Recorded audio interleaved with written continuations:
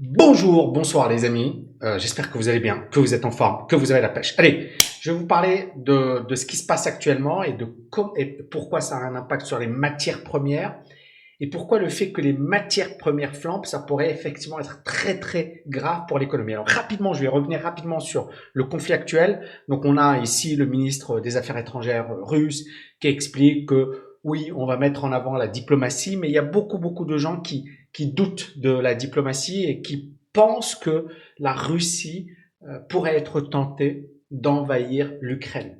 Maintenant, encore une fois, si la Russie le fait, clairement, il y aura des sanctions extrêmement graves. Pourquoi? Parce que et les États-Unis et l'Europe ne veulent pas perdre la face. Et le problème, c'est que, en fait, si on s'engage dans un conflit, bah, tout le monde sera perdant parce que ça risque effectivement d'avoir un impact extrêmement négatif, non seulement sur un plan humain, militaire, mais également économique. Et tout le monde en parle, tout le monde dit que si il y a conflit, ça pourrait effectivement être très grave sur un plan économique. Et personne n'a intérêt à un conflit. Et donc on voit bien que ce qui se joue actuellement, c'est pas rien. C'est pas rien. C'est vraiment l'avenir de l'humanité et peut-être de l'économie mondiale dans les prochaines années. Alors j'ai pas envie de faire, bien sûr, on espère qu'il ne se passera rien, bien évidemment, mais encore une fois, voilà, c'est pas quelque chose d'impossible. Et donc ici, voilà, il y a les dirigeants ukrainiens qui disent, à cause de la Russie, maintenant les Ukrainiens sont en train de paniquer. Il y a ici, voilà, on voit un sous-marin, là on voit la Turquie, d'accord. Et ce qui est incroyable, c'est que aujourd'hui, les Ukrainiens commencent à retirer leur argent des banques, ils annulent des vols, et en fait, on est dans une situation de totale psychose au niveau de l'économie ukrainienne. Et vous voyez ici, il faut pas oublier encore une fois que la Russie a annexé la Crimée en 2014. D'accord? C'est récent, hein, et je me souviens de cette époque, les marchés avaient fortement baissé, et je m'en souviens parce que on avait vu Poutine, et puis tout le monde disait qu'est-ce qui est en train de se passer? Et l'Europe, et même les États-Unis, n'avaient rien fait à l'époque. D'accord? Bien sûr, ils ont tapé du poing sur la table, bien sûr, ils ont dit que c'était pas bien, bien sûr. Mais là, c'est l'Ukraine, donc un pays, et un pays allié États-Unis, Europe, etc. Et donc, on voit bien que, encore une fois, moi, je ne prends pas. Alors, j'ai vu des gens qui étaient pro-russes et des gens qui étaient anti. Moi, franchement, d'ailleurs, ça me fait toujours rire et sourire. Les gars, ils sont pas russes. Alors, il y en a, ils me disent, ouais, tu parles même pas la langue russe, t'as jamais vécu en Russie. Alors, non, je parle pas la langue russe, je n'ai jamais été en Russie. Alors, j'ai été en Russie. J'ai adoré la Russie. Je trouve que c'est un pays magnifique, c'est un pays super beau. Maintenant, là, les gars, t'es pas russe. Arrête de parler de la Russie, t'es pas russe. À un certain moment, redescendez sur terre. Les gars, ils parlent de la Russie comme s'ils étaient russes. Donc l'idée c'est pas ça, c'est tout le monde va y perdre, hein, que ce soit la Russie, les États-Unis, que tu sois français, africain, du monde entier, on va y perdre. Donc c'est pas voilà, c'est n'oubliez pas que c'est un conflit entre puissances nucléaires. Donc espérons que ça ne s'aggrave pas. Donc ici, vous voyez alors l'ambassadeur d'Ukraine en Grande-Bretagne, il a dit il y a des infos selon lesquelles l'armée russe allait envahir ce mercredi. On est lundi pour info, donc ça veut dire dans 2 jours. Alors bien sûr, c'est des infos, il y a plein d'infos. D'ailleurs, les États-Unis récemment, j'en ai parlé dans une autre vidéo, ont expliqué que ça allait être ça allait se faire incessamment sous peu. La Russie a dit que c'était de la parano, que voilà, et c'était de l'hystérie et qu'il fallait pas trop suivre tout ça et que il valait mieux effectivement se focaliser sur de la diplomatie. Et Biden hein, a parlé avec effectivement le premier ministre ukrainien et il lui a dit justement, je réaffirme, je ne sais pas si le premier ministre ou le président, peu importe, il a dit, je réaffirme le commitment, c'est-à-dire l'implication des États-Unis pour garantir la souveraineté territoriale de l'Ukraine. Et il est allé plus loin, il a dit que les États-Unis allaient répondre, voilà, de manière brutale et décisive euh, avec ses alliés, d'accord, et partenaires, si la Russie continuait son agression. Donc on est véritablement dans un combat qui n'est pas un petit combat. Et clairement, là, on parle de voilà des États-Unis, l'Europe, tous les alliés des États-Unis contre la Russie. Alors la Russie a également ses alliés, bien évidemment, mais là, voilà, on parle de voilà la puissance militaire américaine, puissance économique, puissance financière. Clairement, voilà, ils sont largement au-dessus des Russes. Il n'y a pas photo. Maintenant, ça ne veut pas dire que parce qu'ils sont, voilà, financièrement, militairement, etc., au-dessus des Russes, que les Russes n'ont pas les moyens de faire passer leur message et d'avoir une influence. Au contraire, hein, si tout le monde est mobilisé, c'est parce que la Russie, voilà, a montré sa colère et effectivement, toute la planète tremble parce que ça pourrait effectivement être extrêmement dramatique. Et il y a eu une discussion entre Biden et Poutine. Et dans cette discussion, Biden, officiellement, il a dit à Poutine, si la Russie envahit l'Ukraine, ça va causer effectivement des souffrances humaines, des souffrances sur un plan également, mais également ça va diminuer la stature de la Russie au niveau mondial. Et bien évidemment, on va attaquer et on va attaquer fort. Et regardez ce que dit Boris Johnson, Premier ministre britannique. Il dit l'Europe est au bord du précipice. Les choses sont extrêmement dangereuses. Ça n'a jamais été aussi dangereux depuis très très très longtemps. Donc moi je me rappelle, je ne sais pas si vous vous en rappelez de 2014, de l'invasion de la Russie, de la Crimée par la Russie. Et effectivement, ça nous avait choqués. Et on se disait, qu'est-ce qui va se passer? On pensait déjà à l'époque. Et là, en fait, ce qui est incroyable, c'est que on est en train de revivre la même chose. Donc, les États-Unis sont en train de dire, on est en train de préparer la mer de toutes les sanctions contre la Russie. Ça pourrait tuer son économie. Et encore une fois, je sais que la Russie, voilà, a les moyens, etc. Mais clairement, ils peuvent effectivement asphyxier l'économie russe, d'accord? Parce que si la Russie, voilà, la Russie dépend énormément des exportations, dépend, donc ça pourrait effectivement avoir un impact. Et encore une fois, je sais qu'il y a beaucoup de gens parmi vous, il y en a qui sont partisans, etc. Soyons neutres, d'accord? Le but, encore une fois, voilà, soyons neutres. Et clairement, les États-Unis ont une force de frappe. Le seul pays, et j'en parlerai plus tard, qui peut faire face aujourd'hui sur un plan économique aux États-Unis, c'est la Chine. Et Ray Dalio en parle. Il y a un magnifique bouquin sur le nouvel ordre mondial, si vous voulez que je vous en parle. Et c'est là où il parle. Et pour Ray Dalio, la Chine va émerger et les États-Unis sont en déclin. D'accord? Mais la seule puissance actuelle qui est capable de faire face aux États-Unis, ça reste la Chine. Et la Russie, voilà, elle a un passé glorieux, c'est un pays, voilà, qui est un grand pays, mais clairement, la Russie n'a pas intérêt à aller plus loin. Et donc là, on voit bien que l'Allemagne dit la Russie va affronter des conséquences économiques massives si elle s'attaque à l'Ukraine. Les Britanniques.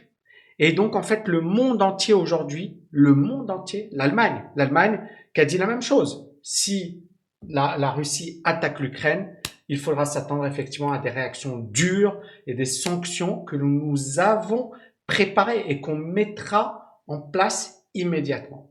Donc, personne n'a intérêt à avoir un conflit. Personne. Mais le problème, il est là. C'est que là, on est dans de l'ego. On est dans du poker menteur. On est également dans un rapport de force. Et si le problème, il est là, c'est que c'est humain. C'est-à-dire, parfois, il n'y a pas de rationalité. Parfois, on attaque parce que, voilà, on a envie de prouver sa valeur, ou parce qu'à un certain moment, ça te passe par la tête, ou parce que, c'est-à-dire, il n'y a rien de rationnel, parfois, dans des conflits.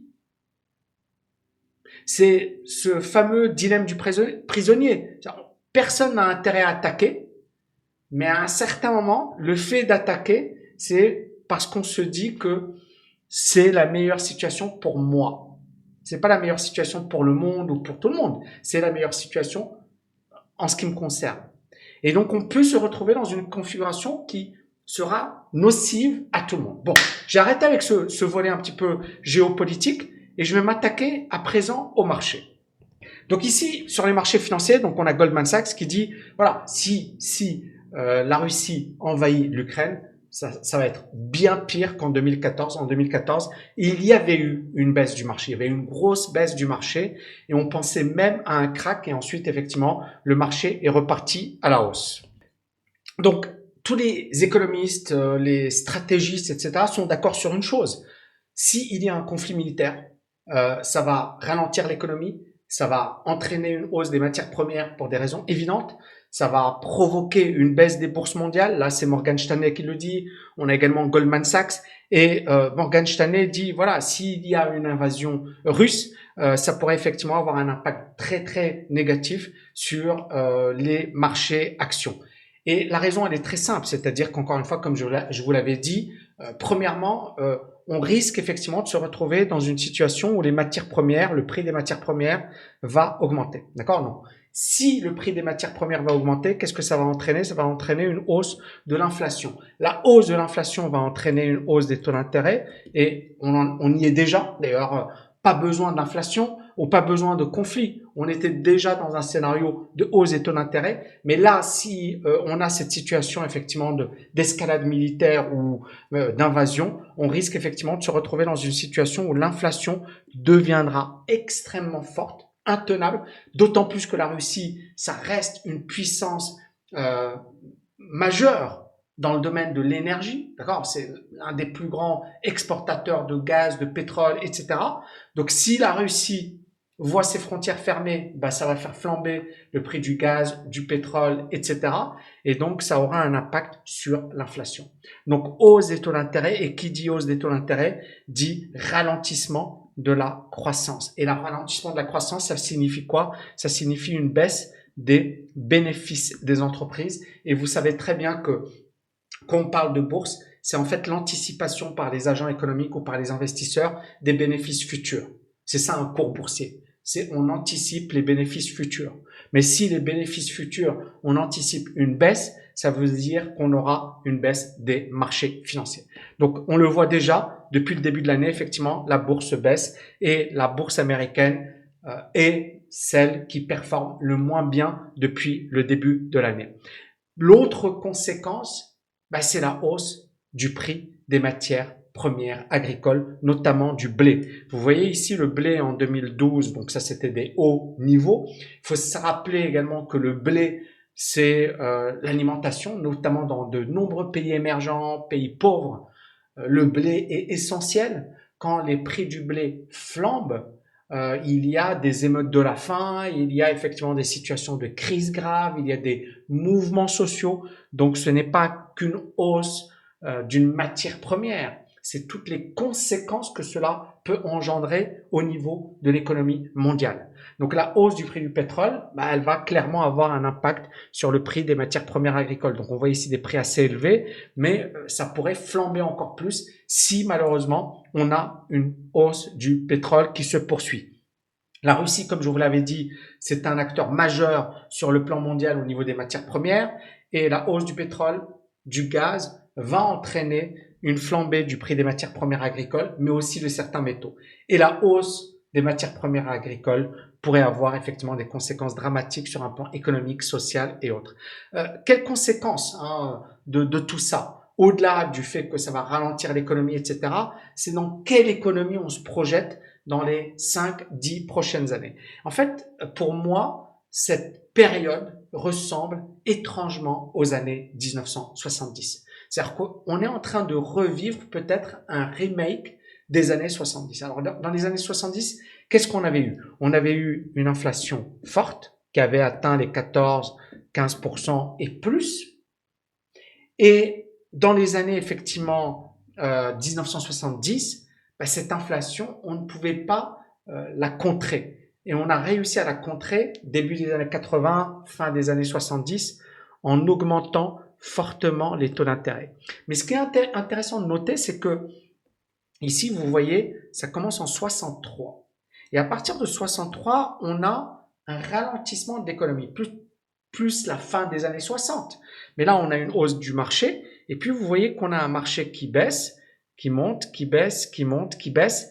Et on a ce que l'on appelle un énorme range qui va démarrer en 66 et qui va se terminer véritablement en 82, d'accord, avec un nouveau marché haussier. Mais ce nouveau marché haussier sera la conséquence de nouvelles règles, d'une déréglementation, de l'émergence des marchés financiers, d'une hausse des taux d'intérêt.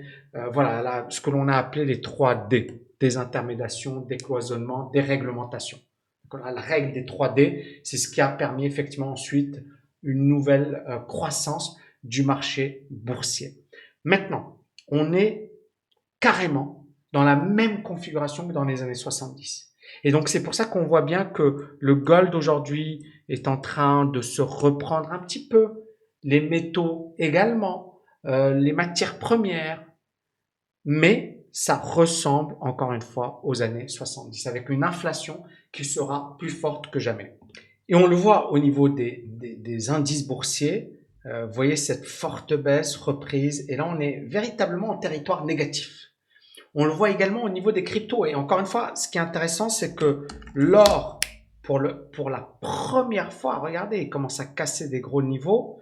Il se retrouve autour de résistance. Donc on voit que l'or, les volumes commencent à exploser sur l'or. Hein. Les volumes commencent à devenir explosifs. Donc on est véritablement rentré dans un nouveau, peut-être, une nouvelle tendance. Alors bien sûr, c'est pas encore fait, c'est pas acté. Hein. Regardez ici. On est toujours dans un marché en range. On n'a pas encore cassé. Pour moi, c'est le gros niveau qu'il va falloir casser. Il est par là. Il est par là. D'accord? On l'a pas encore cassé. Mais clairement, effectivement, voilà, ça devient un marché intéressant pour l'or. Le pétrole, je pense que voilà, vous avez déjà un peu la configuration. On est dans un marché qui est clairement haussier pour le moment. Maintenant, et c'est ça, c'est pour moi, pour les indices, il faudra être super méga prudent. D'accord? Pourquoi? Parce que on risque de vivre bien sûr une grosse volatilité. Pour moi, j'ai un biais baissier pour le moment sur le marché. Tant que on n'est pas, et je le dis hein, concrètement, alors sur le S&P, on est encore sur la moyenne mobile. Vous voyez? Mais on a cassé ce gros niveau, donc ça c'est très intéressant. Et pour moi, ce niveau est super important. On est en train de rebondir. On n'a pas encore cassé. D'accord? Mais pour moi, effectivement, si ça casse ces précédents points bas, c'est parti. Le Nasdaq, on va revenir dessus. Le Nasdaq, vous voyez, on est sous la moyenne mobile. Et donc, il faut vraiment être très vigilant parce que le Nasdaq, il a déjà cassé ses niveaux et il est déjà sous la moyenne mobile et il a déjà cassé ses niveaux clés. Maintenant, ce qu'on va faire, c'est qu'on va étudier ensemble les cryptos parce que je pense que ça intéresse beaucoup, beaucoup, beaucoup de monde. Récemment, j'ai parlé avec une Américaine qui bosse dans une grosse institution financière américaine et qui me disait les cryptos, c'est l'avenir, les banques sont tellement arrogantes. Moi, je bosse dans une grosse banque américaine, mais elles sont arrogantes. Et j'étais là à lui dire, oui, mais tu sais que les grosses banques sont aujourd'hui dans les cryptos. Et en fait, j'avais l'impression qu'il y avait une vraie myopie de sa part. Et après, je lui ai, parce qu'elle m'a posé des questions. Et elle m'a dit qu'est-ce que je dois faire, etc. J'ai gagné de l'argent. Je lui ai dit, OK, bah, pourquoi tu prendrais pas tes bénéfices? Elle m'a dit, mais je peux pas parce que si je prends mes bénéfices, je vais payer des impôts et je sais pas combien j'ai investi, etc. Et moi, je me suis dit, waouh! C'est-à-dire qu'elle a investi pas mal d'argent, mais elle sait pas trop combien elle a investi. Et puis, elle a pas envie de récupérer son fric parce que si elle le récupère, elle va devoir payer des impôts. Et je me suis dit, mais en fait, et puis, on a parlé, on a rigolé un petit peu, etc. Et puis, en fait, elle m'a dit qu'elle était addicte et qu'elle était totalement, voilà. Et donc, en fait, et moi je lui ai dit, c'est vraiment pas le bon raisonnement ou pas la bonne attitude à avoir. C'est-à-dire, un investissement reste un investissement. Il faut pas d'affect, il faut pas de, voilà, de sentiment, parce que C'est le danger. Et beaucoup de gens approchent les cryptos ou approchent la bourse ou approchent de manière affective, de manière émotionnelle. Alors bien sûr, clairement, il faut aimer ça. Il faut être passionné. Et surtout dans le monde de la crypto, il y a beaucoup de gens qui sont passionnés. C'est génial. Mais il faut pas que cette passion prenne le dessus et que ça vous domine. Parce que si cette passion vous domine, vous n'êtes plus rationnel, vous n'avez plus les idées claires et vous êtes baladé parce que, en fait, vous êtes dominé par vos émotions et plus par votre raison. Très important. Donc, ce que je vais faire, c'est que je vais revenir rapidement sur les principales cryptos. Alors, j'ai mis, et là encore une fois, rappelez-vous de ma précédente vidéo, je vous avais dit, voilà, le Bitcoin est dans une tendance baissière. Il n'y a pas photo, d'accord? On est vraiment dans une tendance baissière. Et je vous avais dit, là, c'est pas mal ce qui est en train de se passer parce que vous voyez, les moyennes mobiles elles commencent à croiser. Mais ça, c'est du swing trading, hein, c'est vraiment un coup. Et là, vous voyez, on casse, d'accord? On se pose. Là, il y a un truc à faire, d'accord? Mais est-ce que ça veut dire qu'on aura un retournement majeur du Bitcoin? Non. C'est juste un rebond, d'accord? Maintenant, pour que ça se reprenne véritablement, il faut qu'on ait quelque chose de beaucoup plus positif. Et donc, je vais continuer, je vais vraiment vous démontrer, et puis bien évidemment, vous donner mon avis, point. C'est-à-dire, vous n'êtes pas obligé d'être convaincu par ce que je vous dis. Et vous voyez ici, à chaque fois, pour les cryptos, on a la même chose. On a une tendance qui est vraiment baissière. Et vous voyez, BNB, pour le moment, c'est pas reparti à la hausse. On a ça, mais on est toujours vendeur. On a toujours une belle tendance baissière. Donc, c'est très intéressant. C'est-à-dire que il faut pas trop s'exciter, mais ça devient intéressant sur un plan spéculatif si ça se retourne. D'accord? Mais on peut avoir un rebond qui ne donne rien et là, sur un plan weekly, vous voyez, on est légèrement sous la moyenne mobile. Mais bon, c'est un truc qui a tellement explosé que voilà, c'est assez incroyable, hein. Donc on est en train de corriger, quoi. Mais on n'est pas, voilà, il y a encore une grosse zone de support là, 250. Bon, c'est quand même très très bas par rapport au niveau actuel. Mais il y a encore des supports. Alors après, ça c'est, pour moi, c'est intéressant. Coinbase, vous voyez, Coinbase, on a cassé les précédents points bas. On est en train de rebondir, d'accord? Mais on voit bien que la grosse résistance, elle se situe par là, à 212. Dogecoin, idem, grosse tendance baissière, vous voyez, grosse tendance baissière. Pour le moment, ça fait pas grand-chose. Ensuite, on va prendre Ethereum. Le rebond, il est plus sympa que le Bitcoin. On est toujours sous la zone de neutralité, d'accord? Ça commence à devenir sympathique. Mais voilà, c'est plus du swing trading, c'est-à-dire on est toujours, les moyennes mobiles sont toujours orientées à la baisse. L'idéal, c'est quand même d'avoir un truc comme ça. On est au-dessus des moyennes mobiles. Vous voyez, ici, on est au-dessus des moyennes mobiles, les moyennes mobiles qui croisent. D'accord? Ça, c'est ça ce qu'on veut, quoi. On veut des trucs comme ça. On est au-dessus des moyennes mobiles. Voilà, c'est ça ce qu'on veut quand on est technicien, analyste technique. C'est-à-dire, moi, ce que j'ai toujours adoré avec l'analyse technique, je vous ai beaucoup parlé de l'analyse fondamentale et je trouve que l'analyse fondamentale est géniale. Mais l'analyse fondamentale, le problème de l'analyse fondamentale, c'est que tu peux lui faire dire ce que tu veux. Avec l'analyse technique, tu as des règles. C'est-à-dire, j'achète si on a tel truc. Je vends si on a tel truc. Et c'est des règles. Point. Alors, ça peut ne pas toujours marcher. C'est normal. Mais le but, c'est de jouer les probabilités, pas les certitudes. Mais là, on voit bien qu'à chaque fois, vous voyez, tous les gens qui ont essayé de jouer les rebonds, ils se sont fait avoir. Et on voit bien que sur toutes les cryptos, on a la même configuration. C'est-à-dire qu'on a une situation où les moyennes mobiles sont orientées à la baisse, où le marché évolue à la baisse et où le marché n'évolue pas au-dessus des moyennes mobiles. Et quand il commence à évoluer au-dessus des moyennes mobiles, c'est là où il y a un momentum acheteur. Là, c'est là où les acheteurs sont de retour. Et c'est ce que vous devez comprendre, hein. Encore une fois, un marché, c'est quoi? C'est un combat entre les acheteurs et les vendeurs. Et tant que les acheteurs sont faibles, donc tant que les vendeurs dominent, la tendance, elle va continuer à la baisse. C'est-à-dire qu'on va avoir des rebonds, des tentatives de reprise qui sont suivies par des baisses. À chaque fois, les vendeurs reprennent la main. C'est un petit peu ce qu'on a aujourd'hui sur le Nasdaq. un petit peu la même chose sur le S&P, c'est-à-dire qu'on est en train d'entamer des tendances baissières. Ce n'est pas encore la grosse baisse, mais c'est un début. Et donc nous, en tant qu'analyste technique, etc., notre but c'est quoi? C'est pas de dire voilà, il y a des certitudes ou personne n'est capable de dire ce qui va se passer. Mais c'est de se dire ok, voilà les règles, voilà grosso modo ce qui se passe dans telle configuration, et bien évidemment en être convaincu. Donc d'où l'importance de bien maîtriser les graphiques, de les étudier sur le long terme, etc. Et après de se dire ok, dans telle configuration, voilà ce qui va se passer. Et on élimine l'affect, on élimine les émotions, on élimine le bruit, on se focalise sur l'information. Que me disent les graphes? Que me disent les acheteurs et les vendeurs? Est-ce que les acheteurs sont en train de reprendre la main ou est-ce que les acheteurs sont toujours faibles? Si les acheteurs sont toujours faibles, je ne me positionne pas.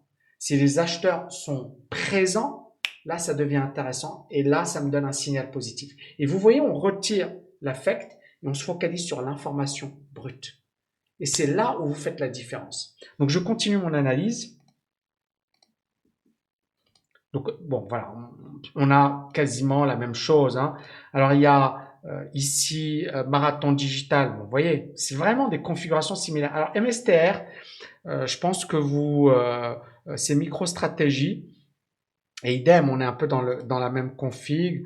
On a cassé une grosse résistance, un gros support, d'accord, qui devient résistance. On joue avec, mais les moyennes mobiles sont clairement orientées à la baisse. Alors que là, regardez, là, c'était l'inverse. Donc vraiment, nous, pour le moment, la tendance, elle est baissière sur les cryptos. Est-ce qu'il y aura des points d'entrée? Probablement, mais il faut juste être patient. Il faut juste être patient. Et le problème de beaucoup de gens, encore une fois, c'est qu'ils courent derrière quelque chose. Alors que parfois, il vaut mieux attendre. Et parfois, vous allez rater des mouvements. Mais c'est pas grave. Tant que ça respecte votre money management, tant que ça respecte vos règles, tant que ça respecte votre système de trading ou d'investissement, ça ne pose pas de problème. J'espère que vous avez aimé cette vidéo. Donc, vous voyez, j'ai parlé de pas mal de choses. N'oubliez pas de la liker, de la partager. J'ai beaucoup de choses à partager avec vous. Peut-être que je vais donner une masterclass cette semaine sur les options pour vous expliquer un petit peu pourquoi, quel est l'intérêt, etc. de ces options dans l'optique investissement. Le bootcamp OMI a été un énorme succès. J'en suis super content. J'ai également, je lisais récemment le bouquin de Ray Dalio, Le Nouvel Ordre Mondial, un bijou. Un bijou, c'est vraiment un ouvrage magnifique et qui vient vraiment mettre en évidence la fin de cycle où l'on se trouve actuellement. Pour lui, il y a un changement de régime, c'est-à-dire que la Chine va dominer les États-Unis pour Ray Dalio. Les dettes sont très importantes. Les économies ralentissent et voilà, et ils considèrent que on est en train de vivre aujourd'hui un nouvel ordre mondial. Si ça vous intéresse, je ferai parce que c'est un magnifique bouquin. Il y a plein d'aspects, mais ça mériterait plusieurs vidéos, pas une seule vidéo, mais plusieurs vidéos parce qu'il est vraiment énorme ce bouquin. Je vous le recommande d'ailleurs. Merci infiniment. Je vous dis à bientôt. Ciao, ciao, ciao.